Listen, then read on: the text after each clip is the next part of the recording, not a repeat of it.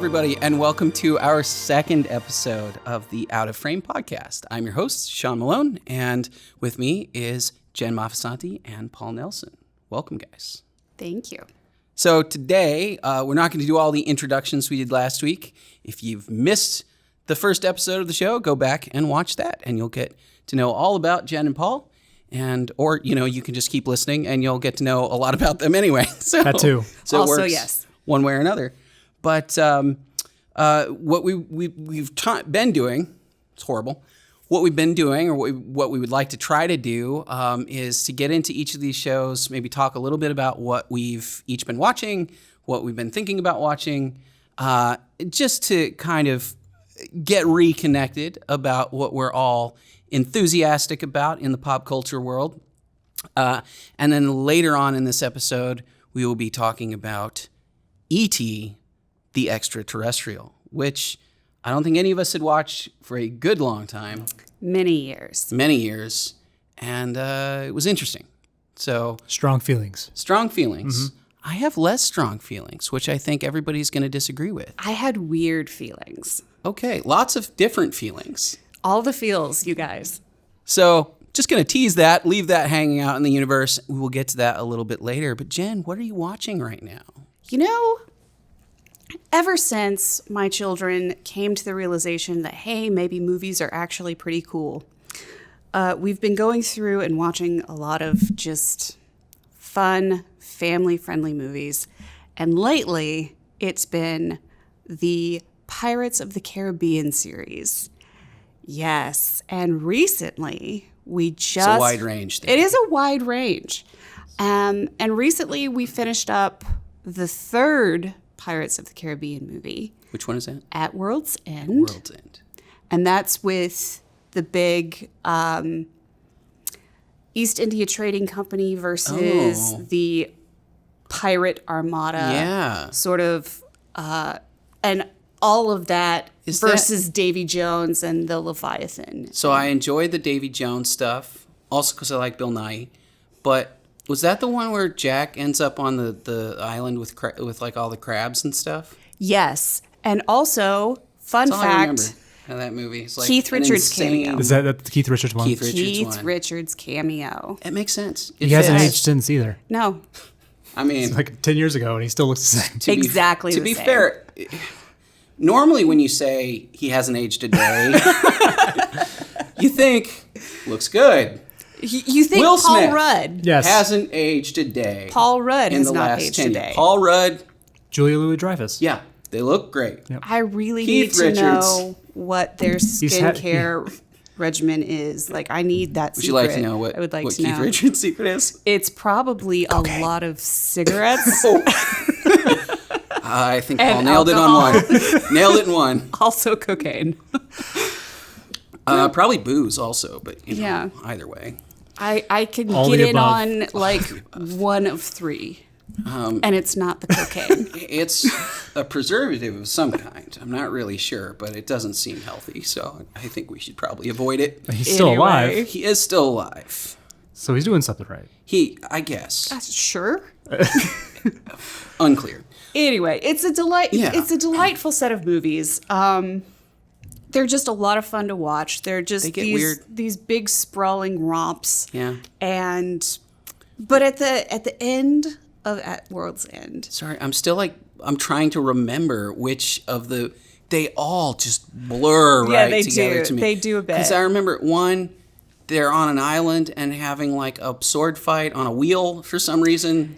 that was the second one. If I tried to explain the way that I want to explain Pirates of the Caribbean, you would think I'm an insane person. So yes. Because all of these various scenes are just in there somewhere. Like there's an octopus man, Yep. there's a giant leviathan that eats a ship. Yep. Multiple ships. Also eats Jack, I think. Jack? Yep. Or- Yep. Oh my gosh.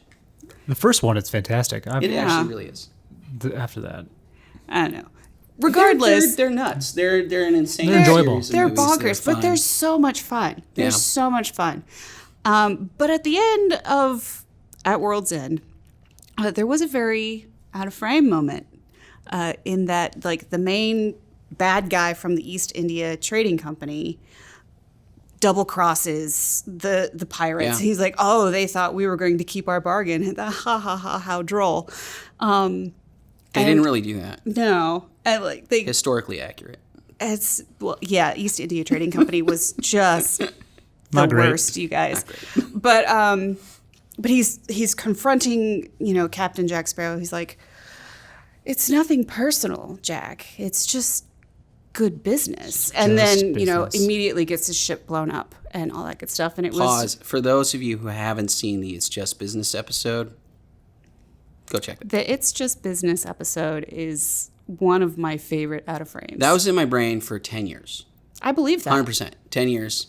And I wanted to do basically a supercut, which I got to do in that episode. Pavel helped me with extensively. Pavel's our podcast producer here. Legend.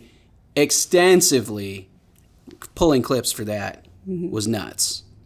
And because I wanted to do a supercut of that for so long because it's such a trope. Yeah. It's so ridiculous. Mm-hmm. And they said it. They said it. They just came out and said it right there. It's nothing personal. It's just good business. And then ends up dying in a big fiery blast. Spoiler Adding alert. good But business to it. Yeah. Good. Yeah. That was like the cherry on top Yeah. for me.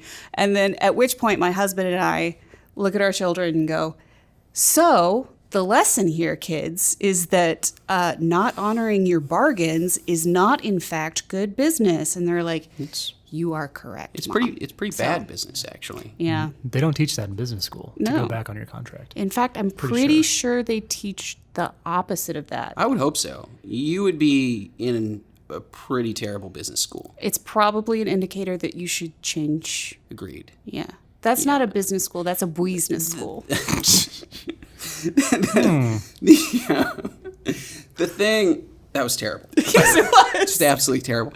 The thing that's crazy to me about this too is that like from an econ standpoint, like half of the point of everything that we have done in common law and trade law, and by the way, most people don't realize that merchant law and trade law is mostly organic, bottom up. Just rules that got arbitrated over the years. Eventually, that made its way into like legislated law, but it wasn't until fairly recently that any of that was actually legislated. It was just stuff that people figured out how to do because they wanted to avoid those kinds of things. So like the whole thing of like international trade, the problem that you need to solve is trust. Yeah. So like going back on your word doesn't help with that. Ooh. And if you do that, then you don't do any business with anybody. You get blowed up. And you get blowed up. And, you get your ship sunk at the bottom of the ocean. Yep. So don't do that. Exactly. The world is a little bit better. What are you watching? So I watched an interesting movie. It was a classic film noir movie. And the only reason why it really kind of stood out to me, because I watched a bunch of these in a row, is that Mickey Rooney was in it, and it was towards the beginning of his career. It was 1954. It was Drive a Crooked Road, and he is sucked into this web of criminal life by a femme fatale, and he's a mechanic that wants to race in Monaco, and to get that he joins the gang to rob a bank, and It's a obviously Mark Wahlberg movie waiting to happen. yeah. No. That's Please no. Please no. I mean, I'm just. But if we could not. nope, we're gonna. it's happening now. What have you done? So I'm just imagining Marky Mark and the Funky Bunch Right? doing this. But Somebody should bring back the Funky Bunch as his crew. I feel like it's time. The more we talk about this, the more that this works to me. It should just be done. Sorry. All We're going to hear fine. another racing movie with Mark Wahlberg. And, Racing. well, a heist movie. Okay, I'll allow that. Loud. But but yeah, it's just a fantastic movie. It's only like an hour and 20 minutes. It's just easy to watch. The story is pretty good. It's not the greatest movie ever, but just seeing Mickey Rooney in a different role than I had ever seen him before. I barely remember Mickey Rooney. Like, I find it hard to picture him young, actually. Yeah, I can't do it. Yeah. Like, I literally can't. it was kind of blew my mind, and it was obviously a serious movie, and it's just really just an interesting story that was just a simple story, told it, and I enjoyed it. So Nice. check it out. It's on Criterion Channel. That's where I watched it, and so Ooh, definitely recommend excuse me. it. Criterion Fancy. Well, can't you? I feel like you used to be able to watch all that stuff on Hulu. I don't know if you can still do that. I'm not sure. They came out with their own streaming app They last know, year, so probably not. But I've been judging a film festival lately, so most of the stuff that I've watched in the last few days you wouldn't have heard of. Though that's not a good thing. Like, it's not necessarily. Sometimes there's a reason you haven't heard of things. Film festival judging is an interesting thing because it's incredibly hit or miss. There are some things that are some of the worst things you've ever seen in your life, and there are other things that are pretty good and interesting. They're always like sort of hidden gems that kind of surprise you or whatever. We've just been through a couple. Went through actually a really good documentary about. I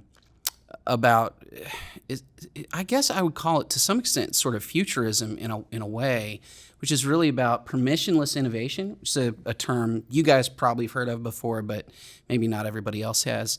It talks about some really cool aquaponics stuff and some things that are happening in 3D printing biological materials, so like 3D printing hearts and lungs. I think that stuff's so rad. It's super neat. And so there's really cool stuff about that then ties into this issue of how that gets regulated, or like how much it should be regulated, especially in advance, because one of the friends of one of our other podcasts, Words and Numbers, Clark Neely, who's just on the show again recently. Clark, this audience probably not super familiar with Clark.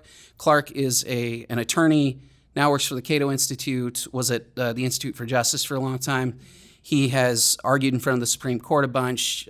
Great guy. Also an excellent Twitter follow, you guys. For sure. Con Law Warrior. Yeah. Clark's a crazy nice, crazy smart guy. Really one of my favorite people. He's in this talking about the regulatory environment around this. There's actually a lot of people that we've probably met before. But Clark, I think it was Clark, and he's not the only one, but there are a lot of people in this documentary talk about like how insane it would be if you went to government first and said, okay, so here's my plan. My plan is to put a fully 3D printed heart inside somebody's body. And you go, sounds like the worst game of Mother May I I've ever heard of. That's the thing. Like, there's so many of these kinds of things where you go, like, if you had to ask for permission first from a very, like, reticent, regulatory body, they'd just tell you no, right? So, anyway, that was a pretty interesting documentary. It's not out yet. I don't think it's out yet, so I'm not going to, like, spoil the name or whatever. There is a movie that I watched recently for that festival that is out, and it's on Netflix, called Miss Virginia, which is about Uzo Aduba. It's about school choice in D.C., and it's based on a true story of Virginia Walden Ford. Very cool movie, really good, and directed by a guy I know, which I didn't know going into it. I didn't realize I knew the director until I actually started watching the movie. Cool. It's very good. And it's on Netflix, so check it out. Miss Virginia. So with that in mind, let us shift gears a little bit and talk about another thing that I actually have no idea if you can watch on Netflix or Hulu. I actually legitimately don't know if E.T. is playing. Oh, it's on Netflix. It's on Netflix. Yeah. All right. Yeah. So That's how I watched it. another movie you can watch on Netflix. It's recently become available on Netflix as well. That segue would have been a lot better if I'd known that in advance. In any case, another movie you can watch on Netflix, E.T., the redundantly named The Extra-Terrestrial. I want to pause for a moment and just address that problem for me. E.T. means The Extra-Terrestrial. Yes. So, like, we have a Department of Redundancy department issue going really on here. do. But fine, E.T. I haven't, as I said in the beginning, I haven't watched this movie gosh, I don't even know, 10, 15 years, maybe more. It's really hard to say. I do not remember the last time I watched this film. I definitely remember watching it, not right when it came out. I actually don't even remember. What year did E.T. come out? 82. 82. So I wasn't born yet, so I could not have watched it then. Yeah. But I saw it probably first pretty early in life, maybe 7, 8 years old, something like that. And it made an impact on me then. I mean, there were a lot of things about E.T. that I think, like all of us, I think it stuck. And there are a lot of pieces of that movie that have been floating around in my memory for a long time. I also had a record of the score to this movie really early in life, where the record itself was printed on blue vinyl with the moon shot printed on the record, which I always vividly remember.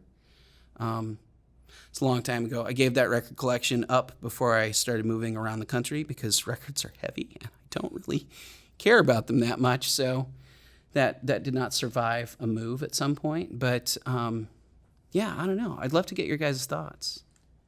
So similar to you, I hadn't seen this movie for 15 years. Yeah. And so my stage of life when I had seen it, I was a teenager, early teens. And to now where I'm a father of 2 sons, and my appreciation for this movie, I didn't really like it. Honestly, when I was first time I watched it 15 years ago, it was fine. But watching it for this and watching it now, so many more things just popped up at me, and I'm like, this movie's a fantastic movie. Not only is the score just beautiful, the score is... It makes the movie. It's a the John best. Williams score, for the record, you guys. And so, yes, it is choice. I will say, for me, the score is the best part of this movie. We can get into that later, but I don't love this movie. And this is my hot take about E.T. It's fine. I actually am not super in love with it. But my God, the score is incredible. The score is amazing. John Williams is the best film composer of all time in my book.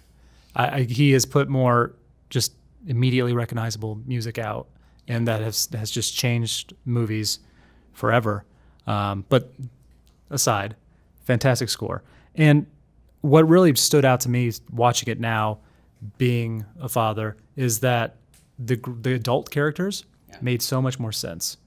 The stuff that the mom was going through with the recent divorce and just working, having 3 kids that she had that depended on her, and it really showed the scene where she walks in with the bag of groceries and E.T.'s literally just in the middle of the kitchen.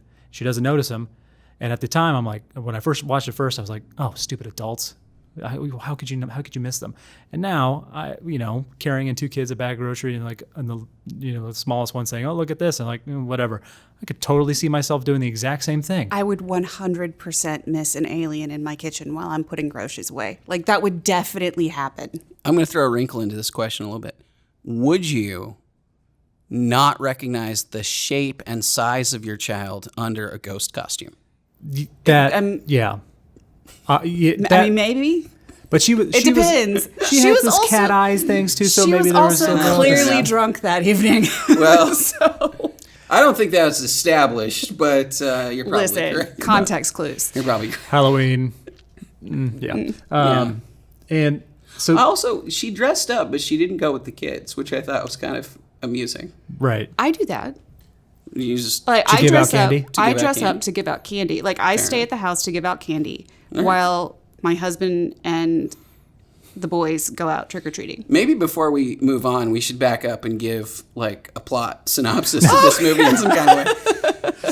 We are all over the I place. assume that pretty much everybody has seen this movie because it is one of the most classic movies ever made, and it's a movie that I feel like everybody grows up seeing at one point or another. But the gist of the movie is that a little boy who's kind of struggling to fit in his chaotic family situation kind of stumbles on accidentally an alien, an ET, who has been left behind on Earth by his people. So we've got 2 sort of broken families.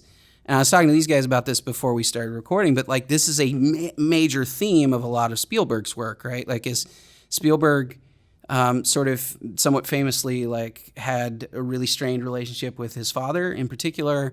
And so a lot of his movies for a lot of years, I mean, this estranged relationship with his father lasted decades. And so a lot of his movies tend to be about these kinds of themes. Like there's a family breaking apart, families that are broken that need to come back together, estranged parents with their kids. A lot of these things come back up again and again. I mean, even in something like Indiana Jones, like Indiana Jones' relationship with his father is really bad. Close Encounters of the Third Kind, you've got a father abandoning his family over the course of that movie. So these are like very Spielbergian kinds of things that are coming up. And now here in this movie, you've got two characters, both of whom kind of on the outs with their family. E.T. maybe by accident, but, like maybe not, right? Like they left him there. I mean, he was like E.T. was clearly like the more adventurous and curious of the bunch because right? he had gone out further than the rest of them. So that's what the setup of the movie. The setup of the movie I actually think is like really brilliant, which is it's one of the things I like the most about the movie. Is very slow look at these aliens visiting Earth in a kind of remote, secluded area, studying stuff. Like they're walking around, they're looking checking out the plants. They're looking at plants. They're like maybe digging up some things. Like they're just curious about this planet that they've discovered. And I kind of like that for a lot of reasons. One, they're like you can't really get a read on who they are, or what they're about, or any of that kind of stuff. So you're not led to think one way or another about the aliens. They're not like scary. They're not. Mostly they look kind of cute, right? Like they're kind of and they weird. make the most adorable noises. Can I just say, like, if I encountered an animal that made those noises, you live here now. Like you're my pet now. But what's nice about it is that you're not immediately being told that these are terrifying creatures. These are curious explorers, right? So they're there. E.T. goes off on his own. Some humans come into the picture, which I do kind of want to talk about because I'm not really sure what they were doing. They were looking for the aliens. That's my impression. That's what I understood. I think it was that team. It was this. Yeah, I do think it was. So skipping ahead, basically, E.T., there's some fun and games with E.T. and Elliot and the Reese's Pieces scene and all the kind of crazy scenes with the kids. Mm-hmm. We all remember all of that stuff pretty well, but then, where the kind of, to the extent that there's a villain of this movie, there's not really an incredible villain in the story, but it's a government agency of kind of scientists who want to capture and maybe study E.T. And so, yeah, maybe you're right. So at the beginning of the movie, they get separated because all these humans come in and, kind of separate him out from his people. And that opening chase scene is fantastic. I mean, it's just running through woods, but it's only lit by really flashlights. Good. Yeah. And you never see the villain, their face, until the very end of the movie. But I thought about that too a little bit because E.T.'s a very short character. Yeah, I mean, that's what he would see. All of the camera work from that whole opening sequence is from his perspective, which is kind of neat. And it made the humans feel more alien than he did. There are a lot of things about the movie from a filmmaking standpoint that I think are really subtle and really good, strong choices. I said this to Paul earlier, I think before you were here, which was the score. So there's this, very classic. I mean, you've all heard the main theme to E.T., and if you haven't, go check it out on YouTube or whatever. But there's in most movie scores, there's like a moment where like the fullest expression of the score happens at kind of a very climactic point in the story, and so that happens here, right? And we talked about this really iconic scene of Elliot on a bicycle flying.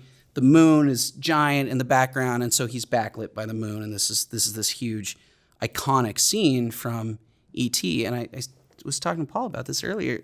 Something that really stood out to me on this viewing that I never noticed before was John Williams does not put the fullest expression of that theme in that moment. He puts it the shot right after that, where we cut to Elliot's face and Elliot's reaction, which is really fascinating to me because it's an incredibly, it's not an obvious choice as a filmmaker, but it's like the right choice as a composer, because it's about Elliot's experience and not about the audience's wow factor, which I think just is such a strong move. And I don't think it just feels subtle to me. It's like one of these things that like it would have been very easy to shift that over literally 1 second to hit that peak. Mm-hmm. But it definitely captures the just the joy and the wonderment that that character was experiencing.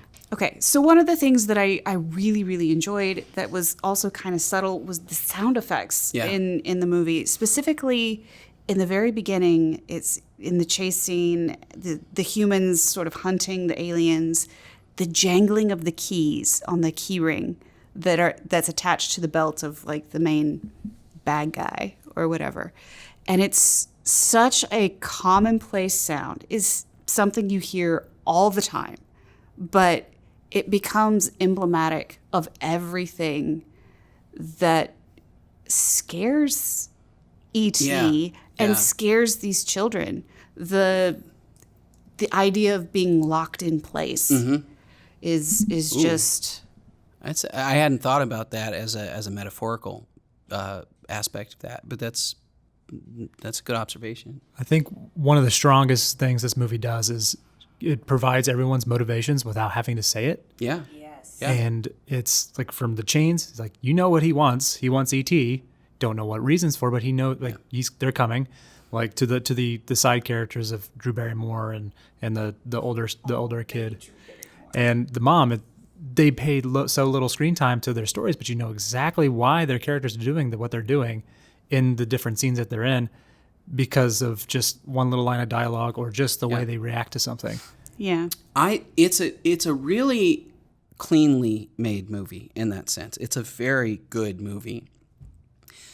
My issue is that I don't actually like it that much, which is it's a weird thing to say. And I think we got asked that question on Patreon a while back. I feel like this was on Patreon. It was one of the questions of like, what's a movie that you think is really good that you don't like? And it turns out that this was on the AMA actually. Oh, it was on the AMA. This is it's an example of that, because I don't particularly identify with Elliot. I'm not a parent, so I don't have that aspect of it where I'm thinking about the mom's situation. Mostly, Elliot's kind of a brat. He gets a little bit better. Like, Elliot's arc is a little bit to learn to care about other people a little bit more. And obviously, like, again, there's a big thematic statement where his brother, like, he says something really mean to his mom. Like, really mean. Right. Yeah. Like, brutal. Like that's rough. Like, basically, like, you're why dad left, essentially. Like, oh man. So I felt that, but and then his older brother is like, why can't you think about other people for once? You know, why are you so selfish? Well, he's 10 or whatever, so yeah, that's kind of that age. It's a thing. That's just a characteristic of children that are that age, right. And that right. if I may, is like one of the biggest hangups that I had with this watch through of E.T., because it's been even longer for me since I last watched this movie. I was legitimately still in the single digits. Oh, wow. And I'm now 35. So take that how you will. And my children, my two sons, are about the same age as Elliot's character in this movie.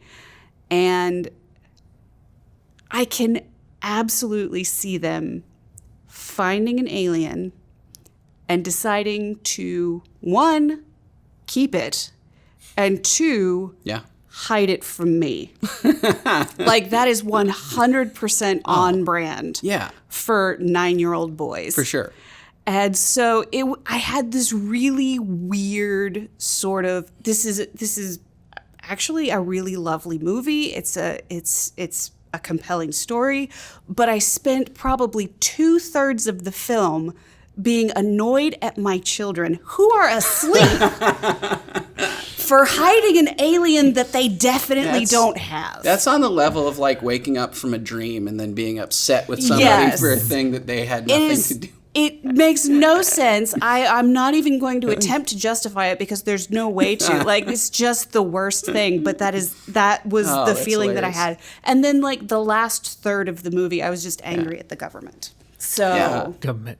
So the government is I think part of why I think we wanted to talk about this movie is because like sort of famously this has a really like the government nameless faceless agency is sort of the bad guy in this movie, right? Like it's the only thing that really approaches a bad guy in this movie because they're like essentially they're just trying to capture him. But the thing that's interesting to me about it a little bit is that they're not evil. No. Actually. They're not like if you think about I'm trying to think of another instance of this. A little bit I think about the kind of people in Raiders of the Lost Ark who kind of collect all of these things. They're not really evil either though. There's just this trope of like the faceless agency kind of comes in and does all this stuff. But the main scientist has a really interesting moment. So towards the end of the film, major spoilers here, E.T. and Elliot are now sort of connected in like a psychic kind of a way. Midichlorians. Okay. Well, we could get into that. get out. So, Yoda. I mean, he was in the... He was in there. Whatever. There's some universe crossover stuff that we has been retconned here. I don't know. But anyway... There, Elliot and E.T. are connected, and so E.T.'s dying, and then Elliot's also dying, and the government's here. They've kind of bubbled them up, and they're kind of trying to save them. And the main scientist is talking to Elliot, and he says, "I understand you. I am you. I have wanted this. I've wanted to meet an alien just like you did since I was your age. And you believe him. Like he's not a cynical character. Like he's genuinely saying like I got into this because I wanted to find life on other planets, and so he's not a bad guy, but he's still screwing everything up, which is sort of an interesting look into that. I think that is actually the more important lesson. Like you don't have to go into a situation with bad intent in order to still just absolutely wreck it up. Yeah. It reminded me of Ronald Reagan's famous quote of, 9 most terrifying words in the English language is, from the government and here to help. Yeah. And that's exactly what happened. Even though they have great intentions, they don't know what they don't know. Right. And it's unintended consequences. They have so Elliot at this point in the movie has taken the time to befriend this alien. He's taken the time to be with him as he has learned how to speak English a little bit, learned to communicate. They've learned that he's got healing abilities. They've learned that he's got sort of a psychic and even a telekinetic ability. He can reshape things with his mind and stuff. Which, by the way, I'm glad that he has, because as a species, these things are useless. This is a side point that I would make, but like I was trying to figure out, like evolutionarily speaking, they're basically penguins. That checks out. They better be telekinetic, because I'm not really sure how they manipulate anything otherwise. I was amazed that he could run through the forest, frankly, because you'd catch up to that thing in 2 seconds. Yeah. His stubby little legs. It's adorable, but also not super practical. The puppet, some of the puppet stuff. Like there was a scene where he's picking up the Reese's Pieces. Yeah, he just can't. And they can't. And then there was one scene where the door frame hides E.T.'s body, but you can obviously tell the puppeteer is just taking 2 hands that look like E.T. and just like scooping the pieces back to him. Yeah. But that's about the only thing that's just like of this movie for me. It works. There are little scenes. There are little moments. There's another one where I think he's in the living room watching TV, and he falls over, and you can kind of see like the fabric of this as he kind of falls over. So like the actual like ET bit doesn't fully hold up, but honestly, like you buy in. I mean, it's easy to buy into this world, and the characterization is so good and clear that like you know like you get it. Yeah. But I do think it's funny. Like there are little things about the movie. There's another thing I was complaining about earlier that just it's so nothing. Like it's so nothing, but things that like I noticed on this viewing that I've never thought of before. And I was complaining to Paul about it earlier. Is like at the beginning of the movie, Elliot's brother, Mikey, this is where he meets E.T. Mm-hmm. So Elliot's brother's having his buddies over. They're playing D&D. And they order a pizza. Pizza delivery guy gets there. They send Elliot out with the cash. So Elliot comes back. He's walking up to the house with a box of pizza. And then he hears something in the shed out back. And he goes, I'll better go check that out. Now, their like garage is awesome. Like they've got a ping pong table and they've got like a nice little like outdoor seating area with a table. And like it's a really cool hangout space, actually. Yeah, why are they not playing D&D there? I don't know. They should have been, because it seemed like it was nice out. I don't know, whatever. Doesn't matter. The thing that irritated the heck out of me, Elliot has all of these spaces to put this box of pizza on. Now, keep in mind, he probably also wants this box of pizza, I would assume. He even asks for some pizza. He's in. He sets it on the ground. He literally goes over to the shed and he puts it in the grass on the ground. And like, there are little things about this movie that took me out of the movie, and that was one of them. So I looked I was like, you just walked by a table. But at the same time, that is totally a thing a 9-year-old boy would do. I am down with that, but it gets worse. Because then the other boys come out. They realize that Elliot's left this pizza on the ground, and then they leave it on the ground.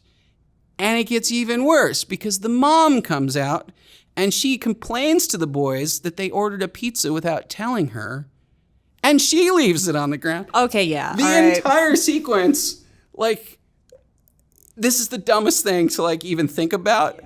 But the whole thing, I'm just watching going, like, I am supposed to only care about this first interaction between E.T. and Elliot, and all I'm thinking is, like, why? Why did you do that? Of all the things that you could have done. And it doesn't enhance the scene. There's nothing about it that makes any difference to anything. Like, the boys complain at Elliot for, like, leaving the pizza out, whatever. But, like, I don't know why I care about that. It's the funniest thing to me, because it's like all I'm supposed to care about is the thing that I'm not paying attention to. But it's those kinds of things that, like, for me, it's like, I don't know what it is about the movie exactly, because I fully appreciate that it's like, it's a super well-made movie. The score is great. The cinematography is phenomenal. Like, there are so many beautifully decorated sets and beautifully lit sets, and the camera work is incredible. A lot of the visual effects are fantastic. But there are these little things throughout the movie, like that. The kids continue to pedal the bicycles for no reason. Yeah. I don't know why that stuff like sticks out to me, but it does. Like, it's weird, because I know that I'm wrong to like to care about those kinds of things, and I don't really care. It's just all these little things kind of add up to make me go, I just don't care. Like, it doesn't make me like super invested in the story when I feel like I should be otherwise, which is kind of a weird thing to say. But the other thing that I had kind of noticed watching Starship Troopers, which we talked about last week, and E.T. kind of back to back, is that Starship Troopers was obviously trying to make a statement, a political statement. And in my mind, while I knew what statement they were trying to make, just missed the mark. Just terrible everything. Yeah. And E.T. made a statement without you really realizing it. Yeah. And does a much better job of trying to bring you into a world where Spielberg's trying to say, like, we need to think about what we're doing. And it's something that Starship Troopers just missed the mark on. Yeah. And it really, that kind of just stuck with me. And just like, way you just tell the story first. Yeah. Make your point second. Yeah. And I feel like Starship Troopers was, we got a point. Let's try to fit I it think in. Yeah. Spielberg, though, and I think this is kind of goes into kind of being a more masterful filmmaker. I mean, like, Paul Verhoeven has done some cool, interesting movies. So we didn't even talk about this last week, but like Paul Verhoeven did RoboCop and Total Recall and like Basic Instinct, but he also did Showgirls. He is a very on the nose, very like aggressively in your face kind of filmmaker where like he's not a very tasteful filmmaker, he's not a very subtle filmmaker, right? Spielberg is the opposite of that in every possible way, right? Like he's so subtle and so specific, and it's stuff like that where it's like he's not trying to beat you over the head with a theme or a message, but it's woven into the whole story. And again, here I am praising this movie and then going, I'll probably not watch it again for another 15 years. I don't think I will either. The thing of it is that I have so many sense memories associated with watching this movie. I remember being so deeply upset about this movie as a child while watching it as an adult. And I think it had to do with what all these grown-ups kept trying to do to Elliot and to E.T. And I remember as a young child, like having the VHS of E.T. Yeah. And like my older brother, like constantly asking if I wanted to watch E.T. with him and me constantly refusing because I found it so upsetting. Yeah.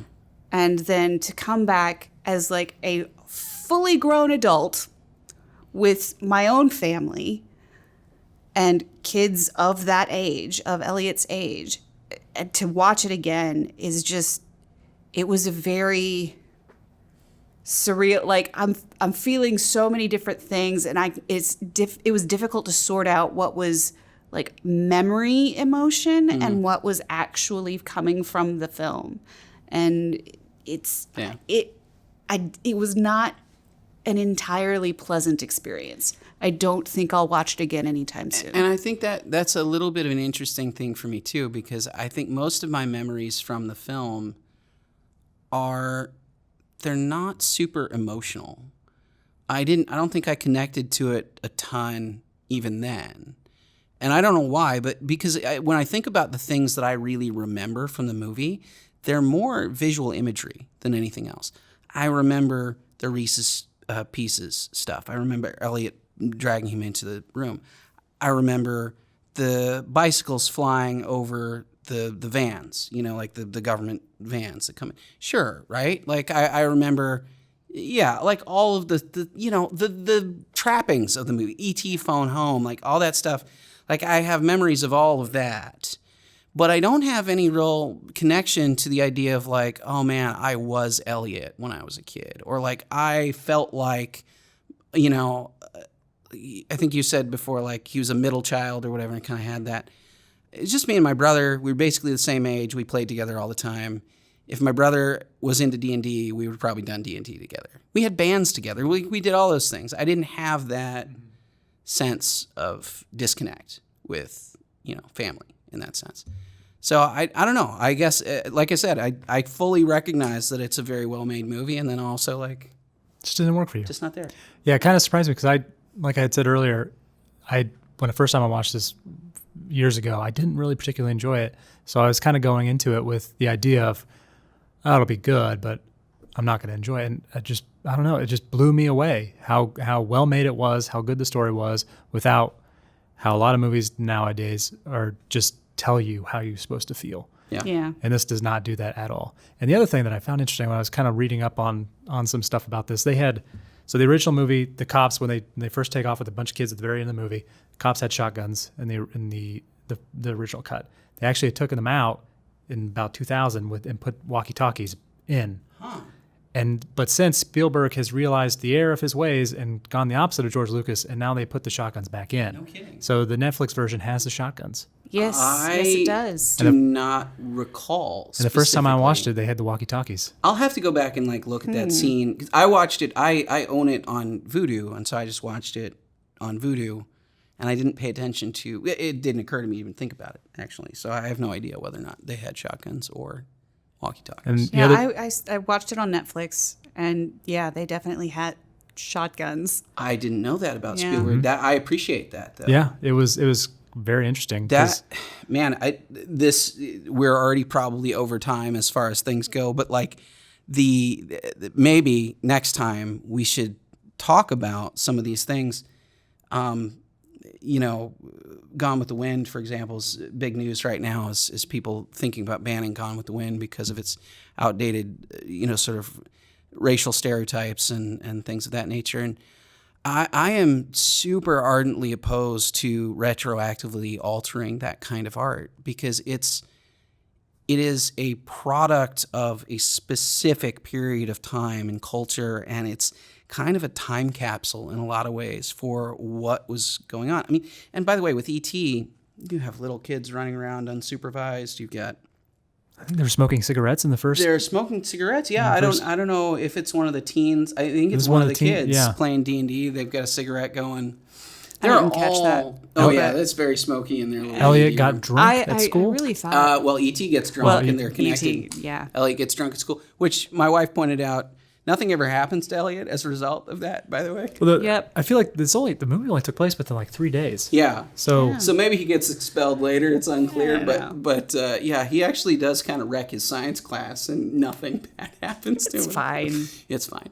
But all of these things, like if you removed those things from E.T., you decided, think about Thank You for Smoking and the Rob Lowe character who wants to go and like pull cigarettes out, or then actually he wants to then put cigarettes back into all these scenes or whatever. But if you remove all that stuff, it's not the same movie anymore, and it's not the same.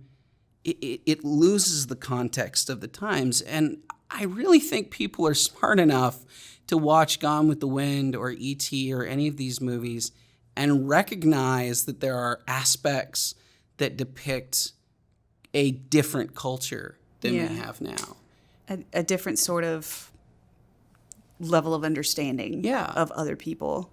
And it also, I mean, selfishly, like for Out of Frame's purposes, like these are the things that we would talk about, right? Like these are the very things that we would pull into an episode of the show and talk about what does it mean to show this in that movie instead of that, or what does it mean to, like to go from a world in the early 80s where teenage smoking can be shown on screen to a world in the, 2020 world where like that would be horrifying to people, right? These are worthy of conversation, And I also don't think that it does anyone any favors to pretend that we never made mistakes. No, and that, I mean, again, we're like maybe getting into like a whole that's a whole other area, but like this, the whole thing of like being on the right side of history, you don't know what the right side of history is. And to say that you know in advance is to say that you have these psychic powers, or these clairvoyant powers of seeing the future. Or more terrifying, the ability to control what that future is going to be. For sure. Yeah, and you don't. You just don't. And so, yeah, I think that it does have this weird like aspect of like retroactively like reshaping our own culture, our own history or whatever. And then you lose like the lessons that you can draw out of that, which is unfortunate. But on that note, I think we should probably wrap up our discussion about E.T. I don't think we know yet what we're going to do for the next movie. So if you want to help us figure that out, I would hope that you join us on Patreon. It's patreon.com/outofframeshow. Links will be in the descriptions and all of that kind of stuff. And if you are already a supporter of us on Patreon, stick around. We will have some bonus content for you just coming right up after the break. But for everybody else, thank you for watching.